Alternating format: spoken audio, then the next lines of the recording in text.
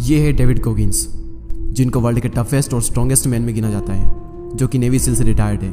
ये American army के अकेले ऐसे ऑफिसर है जिन्होंने नेवी की सबसे कठिन ट्रेनिंग को कंप्लीट करने के साथ साथ आर्मी रेंजर स्कूल और एयरफोर्स टेक्टिकल एयर कंट्रोलर की ट्रेनिंग भी कंप्लीट की है। और ये 60 से भी ज़्यादा अल्ट्रा मैराथन ट्रायथलॉन और अल्ट्रा ट्रायथलॉन दौड़ चुके हैं, और इनमें से ज़्यादातर में ये टॉप 5 में ही आए हैं। और सिर्फ यही नहीं, बल्कि 17 घंटे में 4030 पुलअप्स करने का रिकॉर्ड भी इन्हीं के नाम है। और मज़े की बात यह है कि ये सब इन्होंने तब किया जब इनके हार्ट में एक छेद था, यानी कि जितने भी इनके कॉम्पिटिटर्स थे उनके कंपैरिजन में इनको 50% कम ऑक्सीजन सप्लाई मिलती थी। और ये सब तो कुछ भी नहीं, क्योंकि इनकी जो कहानी है वो आपके रोंगटे खड़े कर देगी। और डेविड गोगिंस की कहानी सुनने के बाद में आप चैन से नहीं बैठोगे। सो आइए जानते हैं कि ये सब उन्होंने कैसे किया और कहाँ से शुरुआत होती है।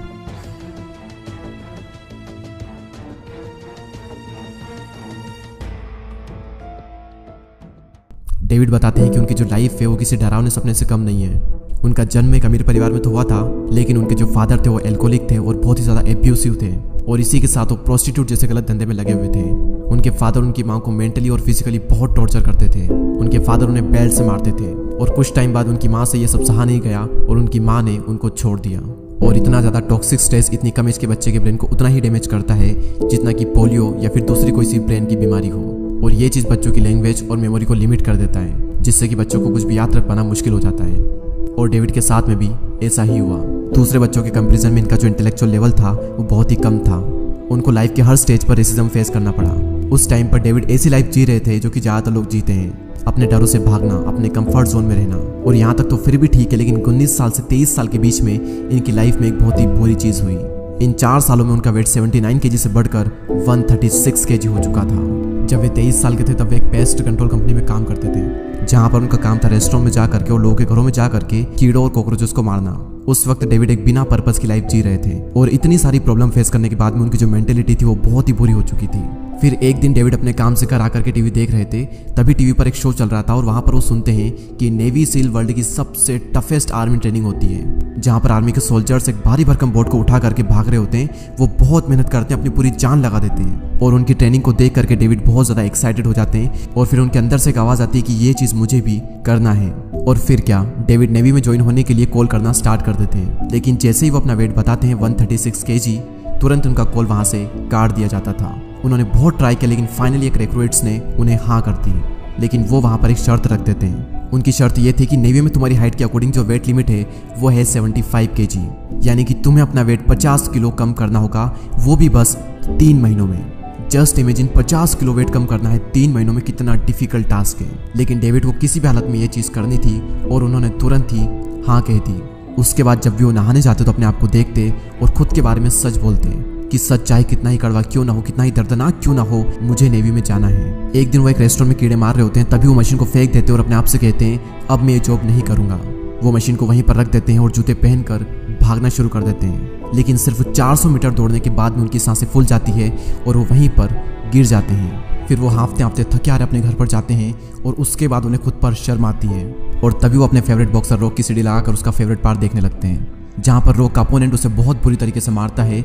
और रॉक का जो कोच होता है वो उसे कहता है कि तुम हार मान लो, लेकिन रॉक यहाँ पर हार नहीं मानता है। वो फिर उठकर खड़ा होता है और सामने वाले को मारने लगता है। और ये सब देख करके डेविड फिर से बहुत ज़्यादा मोटिवेट होते हैं और फिर से दौड़ने के लिए चले जाते हैं। और इस बार वो पूरा 1 मील दौड़ करके आते हैं। और तब उन्हें पहली बार पता चलता है कि सभी फिजिकल और मेंटल लिमिटेशन रियल नहीं होती है, ये सारी लिमिटेशन सिर्फ माइंड में होती है। और उसके बाद वो हर दिन रनिंग करते, हर दिन अपनी लिमिट को पुश करते, हमेशा एक्स्ट्रा करने की ट्राई करते। उन्होंने जिम में बहुत ही ज़्यादा हेवी वर्कआउट किया, और फाइनली 3 महीने बाद उन्होंने अपना 50 किलो वेट कम कर लिया। और नेवी सील के लिए जो टेस्ट था वो भी उन्होंने पास कर लिया। इसके बाद में वो जाते हैं नेवी सील की ट्रेनिंग के लिए, और सील ट्रेनिंग के दौरान उन्हें 5 दिन का एक हेल वीक कंप्लीट करना होता है, जिसमें उन्हें बहुत ही कम खाना मिलता है और उन्हें बहुत ही कम नींद लेनी होती है। और वहाँ पर जो इंस्ट्रक्टर होते हैं उनका मोटिव यही होता है कि ज़्यादा से ज़्यादा मेंबर क्विट कर दे।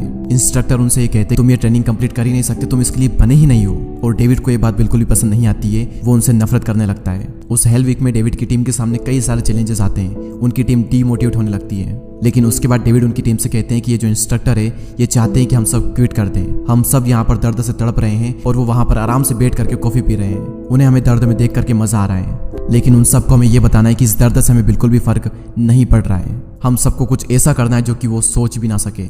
और ये सुन करके सभी के अंदर जोश आ जाता है और जिस बोट को बड़ी मुश्किल से उठा पा रहे थे उसको वो आसमान में उछालने लगते हैं और बोलने लगते हैं यू कांट हर्ट टीम 2, क्योंकि उनकी जो टीम थी वो 2 थी। और ये सब देख करके इंस्ट्रक्टर जो होते हैं वो दंग हो जाते हैं और जब सारे लोग पानी से बाहर आते हैं तो ठंड के मारे वो कांपने लगते हैं, एक दूसरे से चिपक जाते हैं। लेकिन डेविड और उनकी टीम को पता था कि ये जो इंस्ट्रक्टर ये चाहते हैं कि हम सभी लोग ठंड से कांपे और यहाँ पर संघर्ष करें, लेकिन हम सबको उनसे एक कदम आगे रहना है। और इस सोच की वजह से डेविड दिन पर दिन और ज्यादा स्ट्रांग होते गए और उन्होंने वो हेल वीक कंप्लीट कर लिया। डेविड गोगिंस बताते हैं कि सील ट्रेनिंग के दौरान एक चीज उन्होंने बहुत ज्यादा फोर्स किया अपनी लिमिट को पुश करने में और गिव अप ना करने में, वो था उनका कैलस्ड माइंड।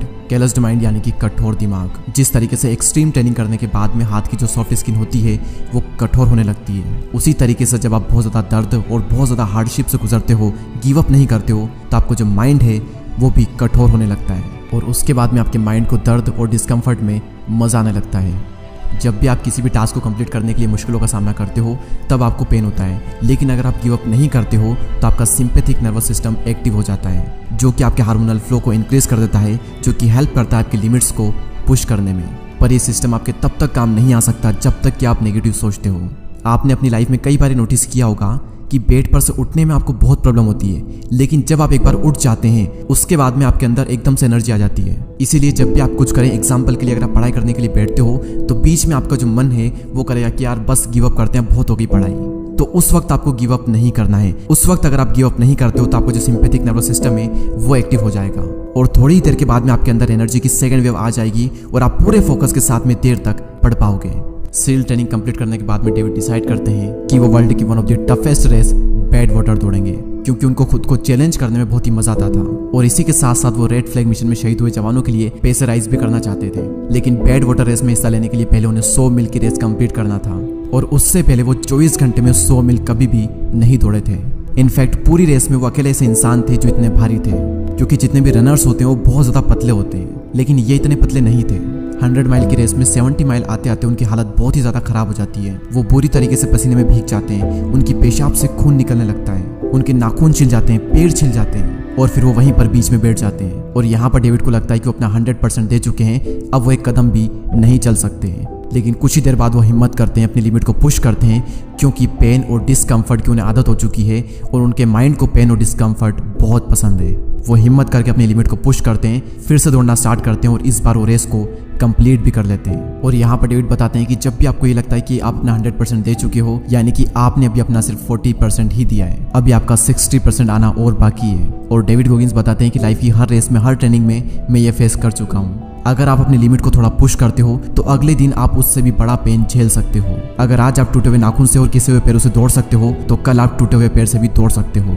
और ये कोई मजाक की बात नहीं है, क्योंकि डेविड गोगिंस टूटे हुए पैर से भी दौड़ चुके हैं। डेविड गोगिंस बताते हैं कि जब भी रेस में या फिर हेल वीक के दौरान जब भी उन्हें ये लगता था कि वो नहीं कर पाएंगे, वो एक कॉन्सेप्ट का यूज करते थे जिसे वो कहते हैं कुकीज जार। जब डेविड गोगिंस छोटे थे तो उनकी माँ उनके लिए कुकीज जार रखती थी और जब भी वो कोई अच्छा काम करते थे तो उनकी माँ उस जार में से कुकी को निकाल करके डेविड को दे देती थी और डेविड उसे बहुत ही इंजॉय करता। गोगिंस यहाँ पर बताते हैं कि जो भी अचीवमेंट आप हार्डवर्क करके हासिल करते हो वो है एक कुकीज। और जब भी आपको ये लगता है कि मुझ में एनर्जी नहीं है, अब मैं ये नहीं कर सकता, तो आप उन कुकीज को याद कर लो, यानी कि आपने जो पास्ट में अचीवमेंट किए हैं उनको याद कर लो। आपको याद करना है कि पहले भी मुझे यही लगा था कि मैं नहीं कर पाऊंगा, लेकिन मैं कर गया, तो इस बार भी मुझे लग रहा है कि मैं नहीं कर पाऊंगा, लेकिन मैं कर सकता हूँ।